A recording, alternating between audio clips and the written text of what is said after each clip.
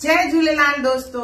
ॾियारीअ जो ॿियो ॾींहुं हूंदो आहे बड़, जंहिंमें असां बड़ देवता जी पूॼा कंदा आहियूं, जंहिंमें लगाईंदा आहियूं भोग, भुगन चांवर जो और साई भाॼीअ जो। इहे बसर थूम वारा आहिनि, पर कुछ माण्हुनि जे घर में बसर थूम बग़ैर ठहंदा आहिनि, त जंहिंमें हू पीला चांवर ठाहींदा आहिनि चणनि जी दाल वारा, और गॾु बिना थूम बसर जे साई भाॼी ठहंदी आहे। इहो भोग लगायो वेंदो आहे और भोग जो भॼन चइबो आहे और बड़ देवता जी असां पूॼा कंदा आहियूं।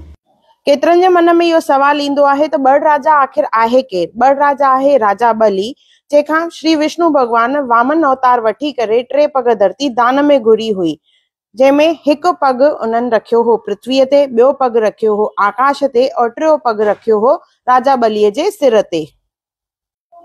वामन देव राजा बलीअ खां ख़ुशि थी करे उनखे वरदान घुरण लाइ चयो। वरदान में राजा घुरियो त कार्तिक जे कृष्ण पक्ष में त्रयोदशी, चतुर्दशी और उमास 3 ॾींहं पृथ्वीअ ते मुंहिंजो राज रहे। इन ॾींहुं सभु माण्हू दीपदान, दीपावली पूॼा आदि करे उत्सव मल्हाइनि, लक्ष्मी पूजन थिए और लक्ष्मी उनजे घर में निवास कंदी।